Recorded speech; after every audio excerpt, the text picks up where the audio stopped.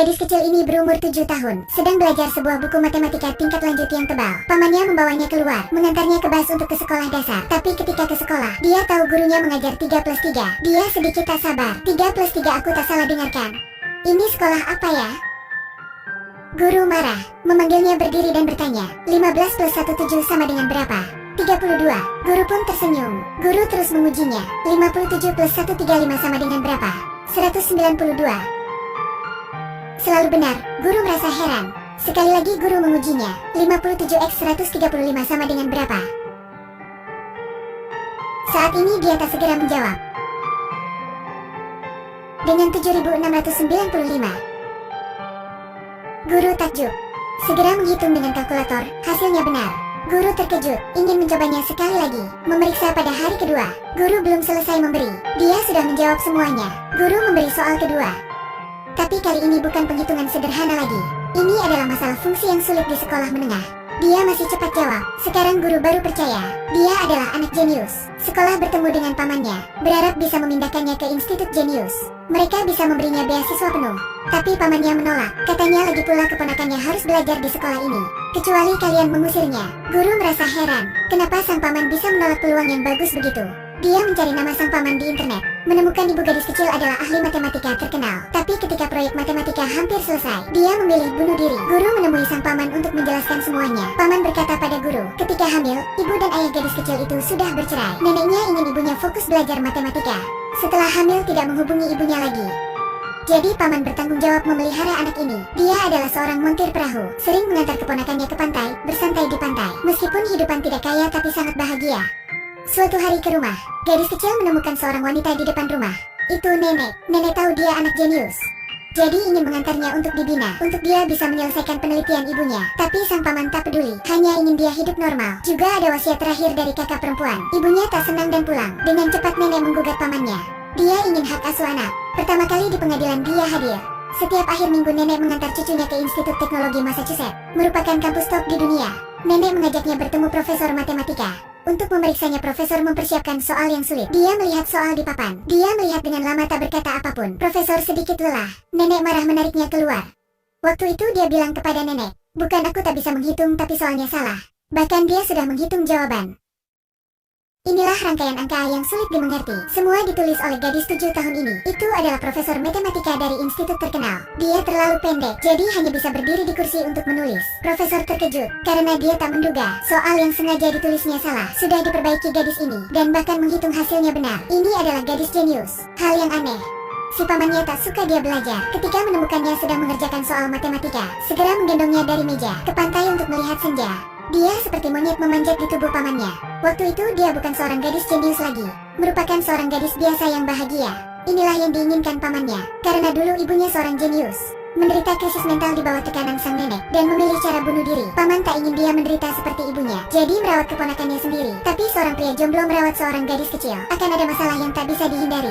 Akhir minggu ini dia ke rumah lebih awal, menemukan hal baik dari guru dan paman. Guru malu dan berlari. Paman merasa malu dan marah menginjak mainan Lego. Kemarahannya meledak, aku tak bisa hidup sendiri. Gadis kecil dengar kalimat ini, diam kembali ke kamar. Paman tahu sudah berkata salah, masuk ke kamar meminta maaf padanya. Dia pikir itu kata hati paman yang jujur. Tapi paman berkata padanya, kamu bilang aku tak membeli piano untukmu. Jadi aku paman yang paling buruk di dunia kan? Inilah kata jujur kan? Inilah satu titik yang layak dipelajari dari paman ini. Ketika kalian bersikap adil pada anak, anak akan dengan tulus membalas cinta kalian. Setelah nenek mengetahui cucunya jenius, terus menggugat untuk hak asuh pemeliharaannya, pengadilan mengundang organisasi anak untuk dipertimbangkan. Pegawai bertanya banyak hal. Gadis kecil tak sabar, berkata pada pegawai, paman adalah orang baik, saya ingin hidup dengan paman. Ketika pegawai bertanya kenapa begitu, gadis kecil itu jawab, karena sebelum saya pintar, paman sudah menyayangi saya. Dia sangat tahu pamannya sangat menyayanginya, dan nenek hanya menyukainya karena dia jenius. Gugatan kedua, karena nenek tak terima hasil hak asuh jadi menemui ayah kandungnya. Pria ini belum pernah bertemu dengannya, ingin memberi hak asuh pada neneknya. Tapi pengacara paman adalah orang yang hebat, membuktikan pada pengadilan, si ayah tak bertanggung jawab, jadi tak ada hak untuk memberi hak asuh.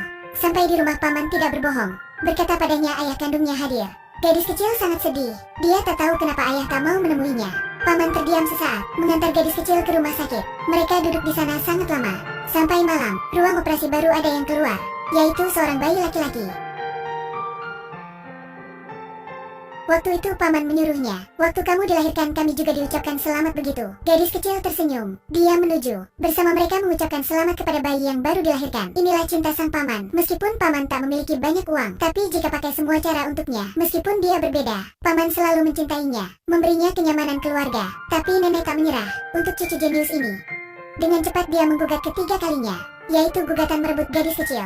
Juga kali kedua nenek anak ini berdebat. Sang ibu menggugat anak karena merebut cucu yang jenius. Keduanya sama-sama terpukul.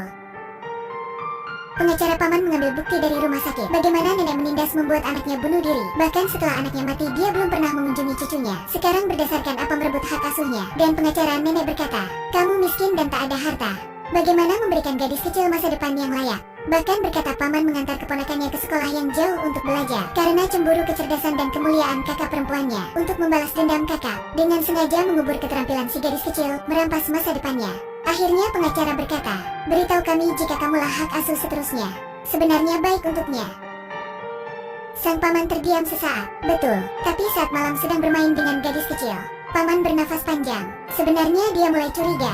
Sebenarnya dia ingin menghormati wasiat kakak, memberikan keponakan kehidupan biasa yang bahagia. Begitu sebenarnya baik. Waktu itu pengacara menyarankannya mengalah pada nenek. Dia tak bisa memelihara cucu, tapi kamu harus memberikan keponakan. Sampai satu keluarga lain bersama memutuskan. Paman berpikir lama, memutuskan ke keluarga untuk mempertimbangkan. Halaman, kolam renang. Dalam rumah ada piano yang keponakannya suka. Inilah yang paman tak bisa berikan padanya. Paman setuju. Paman mengantar gadis kecil ke sini. Gadis kecil minta, aku ingin tinggal denganmu. Tapi paman sudah pergi. Tak lama dia mengunjungi keponakannya. Tapi kabarnya adalah, dia tak ingin menemuimu. Paman sangat kecewa tapi hari itu mendapat kabar. Kucing mata satu yang dipelihara keponakannya akan disuntik obat untuk mati. Dia berlari cepat ke rumah sakit, menyelamatkan si kucing. Dia tahu neneknya alergi dengan bulu kucing. Ternyata nenek menipunya, nenek sedang di samping gadis kecil. Paman segera tiba. Nenek mencari tutor, mulai merencanakan pembinaan untuk jenius. Paman marah, lemparkan dia banyak masalah, dan membawa keponakan pergi. Tapi keponakannya menghindar. Paman mengejarnya. Paman memeluknya. Dia mendorong pamannya. Mereka menganggap gadis kecil yang jenius adalah orang dewasa. Tapi ada siapapun memperdulikan pikirannya, tak ada. Paman menangis. Dia tahu dia sudah salah. Tak terduga Mary sudah menjadi seorang gadis baik, pandai, pintar dan lucu. Mengatakan paman sudah mengajarkan hal yang benar. Gadis kecil sudah tersenyum, segera memeluk paman. Kali ini keduanya tak terpisahkan lagi. Ketika ke ruangan, sang paman bertanya pada nenek. Kali ini nenek tak banyak bicara, karena masalah tersebut merupakan penelitian ibunya. Lagi pula dia sudah selesai penelitian ini. Nenek tak mengerti kenapa anaknya tak mengeluarkan penelitian ini. Paman menjawab, dia minta setelah kamu mati, baru keluarkan penelitian ini. Nenek bingung, tak menduga anaknya bencinya. Paman membahas padanya, kamu keluarkan tesis ini, dan hak asuh milik paman. Tapi nenek ragu-ragu, tapi akhirnya dia memilih tesis. Sang paman mengantar gadis kecil ke rumah. Nenek menelpon ke institut, dan melihat masalah di tangan. Mendadak dia bingung, ada tulisan anak perempuannya. Satu halaman adalah air mata. Wanita kuat ini mulai menangis. Akhirnya dia mengerti, sudah menaruh harapan yang berlebihan pada anaknya. Akhirnya hal itu membuat kepedihan bagi anaknya. Dengan cepat panggilan diangkat. Dia segera tenang. Dengan profesor membahas masalah menerbitkan tesis ini. Setelah itu kehidupan gadis kecil juga berubah. Pagi ikuti kelas matematika orang dewasa. Setelah kelas bermain bersama temannya. Tapi ini bukan keinginan neneknya, tapi keinginan ibunya. Dia hidup seusianya. Belajar dan bermain tak pernah dibedakan. Menghormati kemampuan, ditambah kegigihan. Perlahan Anda akan menemukan, setiap anak itu jenius.